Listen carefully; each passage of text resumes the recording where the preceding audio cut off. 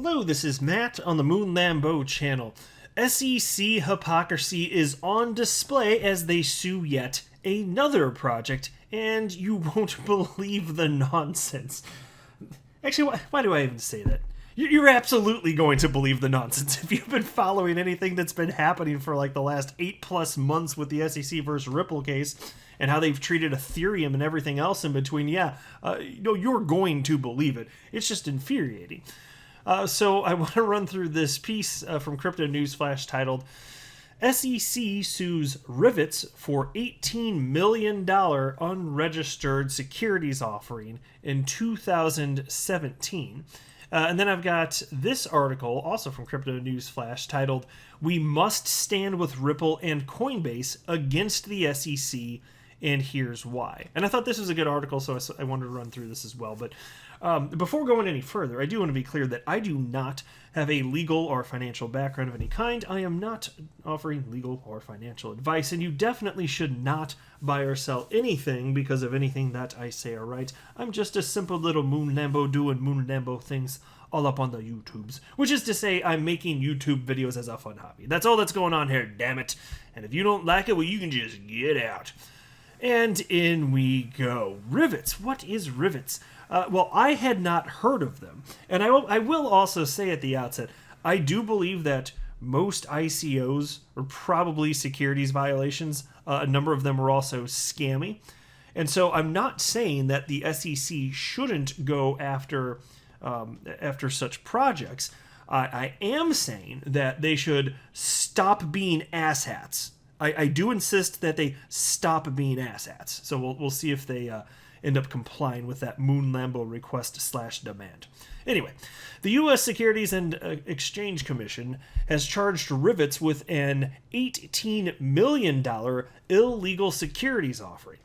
Founded in 2013, Rivets leveraged blockchain technology to improve existing cybersecurity measures such as firewalls, passwords, and VPNs. The now defunct company is accused of selling unregistered securities between July through September of 2017 to over 7,200 investors.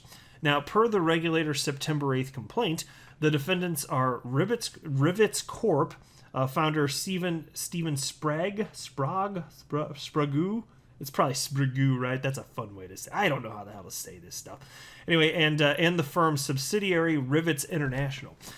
The case focused on the ICO of the RVT token, which Rivets promoted and sold as an investment opportunity.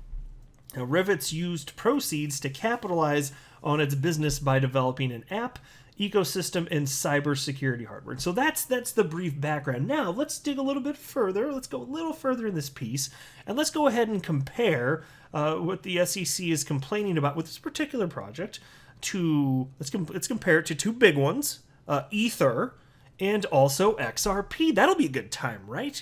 Because certainly there's going to be consistency in the way that the SEC chooses to bring legal action against various entities in the crypto and blockchain space, right? We can count on that from the SEC. Of course we can.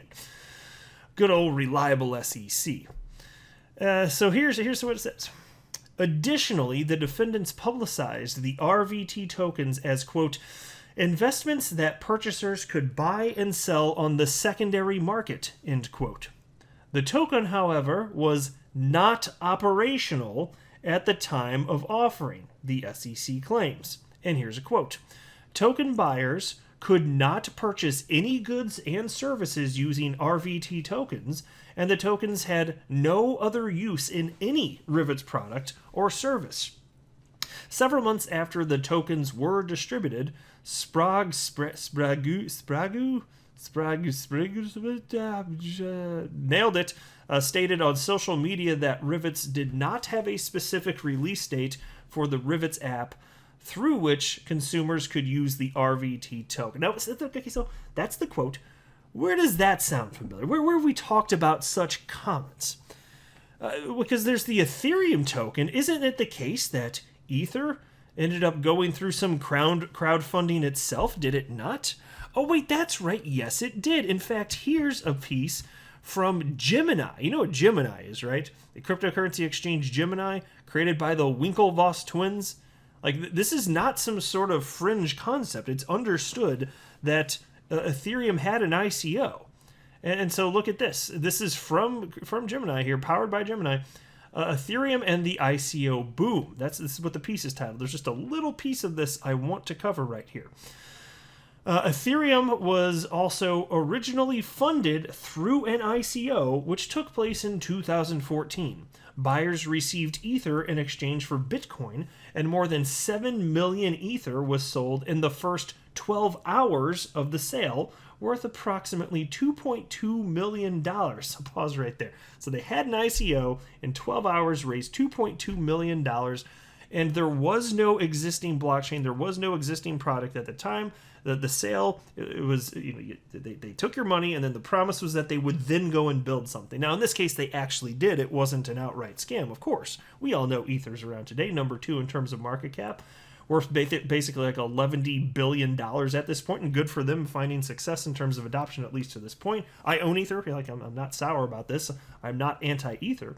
But they did do an ICO, and this was illegal. What they did was illegal. And the SEC is not going after them. Look at how much they freaking raised here. They're going after this Rivets company now. Rivets? What the hell's a Rivets? So they don't get the pass, but Ether gets the pass. And look, this is what they've been complaining about forever. Like, look at this. This is from the right there. If you're looking on your screen, that's Chairman Jay Clayton, asshat. That's him right there. And I'm not going to read this at all, but here you can see December 11th, 2017, statement on cryptocurrencies and initial coin offerings. And look, all of what they were, the way that they were wording, like what should you be looking out for, whether you're an investor, whether you're a developer, or this or that, like what is the big no-no? And it's initial coin offerings. There was no sort of indication that a cryptocurrency like XRP that was created just by a few people and then ended up being adopted by a company, in this case Ripple, later on. There was no indication that something like that was going to be illegal. There was no indication whatsoever. There was no ICO for XRP, but there was for Ether here. And take a look at this. So continuing on this Gemini piece now, they write, by the end of the sale, more than 50 million Ether was sold, amounting to about $17.3 million. Controversially at the time, 9.9% of this Ether was set aside for Ethereum's founding team. How about that? 9.9% of all Ether at the time set aside for the founding team, and an additional 9.9% was allocated for the nonprofit Ethereum Foundation. This feature, which is sometimes referred to as a pre-mine, was adopted by many later ICOs. Well, isn't that something? How many times, they call it controversial here, but how many times do you hear Ethereum or really any other project on the planet getting beat over the head for any amount of initial quantities of a coin being distributed to founders or some sort of legal entity, in this case a nonprofit Ethereum Foundation? Like, when do you see any other coin getting picked on? Or it's basically just Ripple that gets beat over the head because they're so damn transparent about what they've been doing with all this. And I understand that it was a greater percentage that ended up going to Ripple and founders, but fine. Like, it feels like they're the only ones just about in the space that get beat over the head for this. But even so, again, there was no ICO. So if it was worth, like, understand, like, they kept 80%, but they had 80% of a coin that was worth $0.00 at inception. Because you can't make people buy it. You can't make it be worth something. Humans decided that it was a neat technology, or whatever the reasons are for humans out there purchasing. We all have our reasons. And then it became worth something because humans decided to speculate on it. But it was worth nothing at the outset here. Whereas with Ethereum, there was the sale, and it was, I mean, gosh, once it hit the market, my gosh, you saw what happened here. I mean, if you just go back historically, look at a damn chart. And so going back to this piece now, the from Crypto News Flash, the SEC claims against Rivets here. During the initial sale, investors used Ether only to purchase RVT, After the sale was finalized, Rivets and Sprague liquidated all received ether through Rivets International, the complaint reads. Other than funding the company's operations, the funds that were used gave Sprague, or Sprague, whatever, a $1 million bonus. Well, how about that? $1 cool $1 million to Sprague, whatever. They were also used to enable Sprague to get a separate loan of $2.5 million, which he used to purchase a house in the Cayman Islands that he then leased back to Rivets International.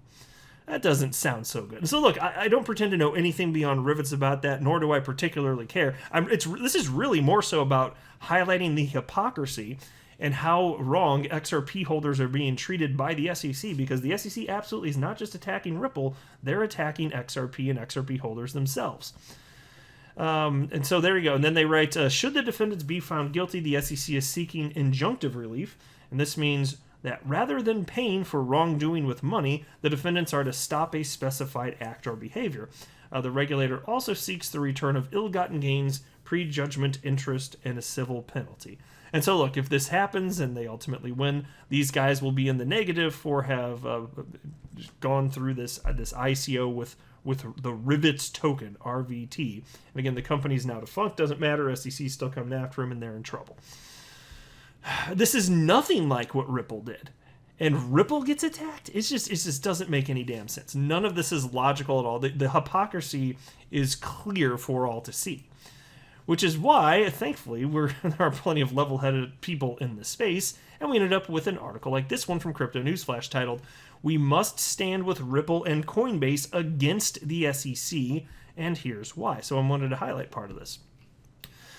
To start off, the SEC is well within its rights to go after players it believes have broken the laws. It's not always swift actions that have thwarted Bitcoin scams and led to the recovery of millions of dollars. These actions have protected many investors from falling victim to predators who come posing as Bitcoin evangelists. And it has been for good measure, with data analytics platform Elliptic revealing that the SEC has received an eye-catching $1.7 billion from cryptocurrency-related penalties since 2009. However, the SEC's action against Ripple and Coinbase has shown a side of the SEC that is hell-bent on using whatever means it can to crack down on the sector. And when Jay Clayton first filed a lawsuit against Ripple just days before he left office, the cryptocurrency community was divided in its reaction. There were Bitcoin maximalists who remained unbothered as their cryptocurrency wasn't involved. There were those from the altcoin community that sympathized with the XRP family, and then there were those who were unsure whether they would be next. And over time, the cryptocurrency community has united and rendered its support to Ripple, and is standing firm against the SEC. And for good course, because, as it recently proved, the SEC is ready to go after every other company in the sector. The latest is Coinbase, the beacon of regulatory compliance. As we reported, the SEC served the exchange with a Wells notice, which is basically a notice that lets a company know it will be sued. The SEC is coming after Coinbase's Lend program, which, according to Chief Legal Officer Paul Grewal, involves a security, but the SEC wouldn't say why or how they'd reached that conclusion. Now, CEO Brian Armstrong went on a Twitter rant on the SEC's sketchy behavior. That's a quote, by the way. He did say sketchy behavior from the SEC, and how the watchdog has refused to offer any clarity and has instead taken a hard stance against the proposed product. And at the heart of his rant was the one thing the cryptocurrency community has been upset the most by: lack of regulatory clarity. In Ripple's case, the SEC admitted that it failed to offer clarity, and yet it somehow expects that the XRP investors must have been aware that the token could be considered a security. And here's a quote from Armstrong, a Coinbase CEO. "If we end up in court, we may finally get the regulatory clarity the SEC refuses to provide, but regulation by litigation should be the last resort for the SEC, not the first." And so, look, I want to say this too. I've actually been wanting to say this for like a day or two, and I feel like every time I think about it, I'm not recording a video. But look, if Coinbase isn't tough on this, you know what's probably going to happen. the SEC, and this is their strategy. Actually, you know what? Even Jeremy Hogan has talked about this strategy. He's, of course, the attorney who runs the YouTube channel Legal Briefs. But, you can, if you're the SEC, if you want to have a particular precedent set, just go after, an entity that's doing something that you don't like, but somebody that you view as an actual weakling, at least from a monetary perspective, like an entity that's going to be scared into submission and doesn't necessarily have the funds to defend themselves.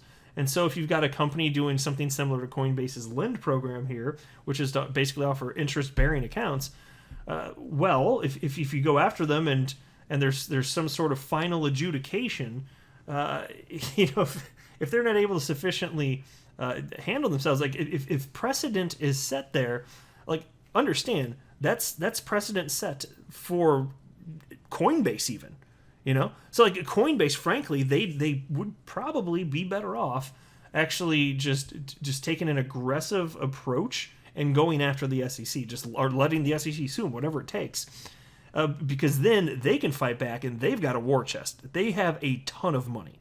But if they don't do that, and you get some sort of bad adjudication, and then that just becomes the standard, that's precedent, that's going to be applied to Coinbase.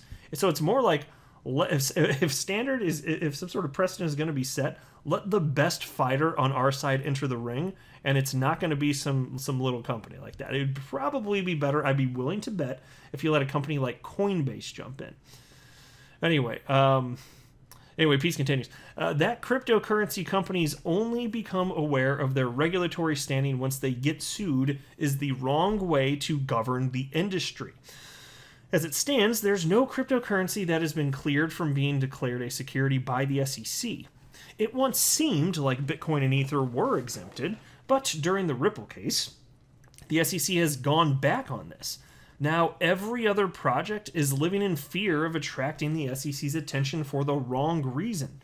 It seems for the SEC, the long-term goal is to gain jurisdiction over the cryptocurrency industry. In the US, regulators have yet to agree on whether cryptocurrencies fall under property, which brings in the IRS, commodities, which attracts the CFTC, or securities, where the SEC comes in. And so far, the three regulators have all made moves that suggest they are sticking to their own definitions until there is regulatory clarity. Now, James Filan, a former federal prosecutor who served for close to a decade as a United States attorney in Connecticut, said the following. He's a member of the XRP community, by the way. The SEC will stop at nothing to control the entire crypto space. This isn't just about Ripple. Coinbase accuses the SEC of using intimidation tactics behind closed doors to stop the company from launching a lending program. Yes, indeed. Truer words have never been spoken. And so here we have this. The SEC regulating by enforcement, but very selectively. The claims they have against this Rivets company absolutely apply to Ether, yet Ether, after all this time, has still gotten the golden ticket. I don't know if that since Gary Gensler's in charge now, I don't know if that's going to change. I don't know for sure. But there's such buddy-buddy situations, I kind of find it hard to believe that any sort of justice there will ever be done. And not that I want the SEC to go after him, I just want a level playing field, which is why it doesn't make a damn bit of sense that you attack Ripple and XRP and thus XRP holders themselves, causing tremendous financial devastation. It's disgusting what they've done. I just really grinds my gears, folks. Let me know what you think below, but I'll go ahead and wrap up here.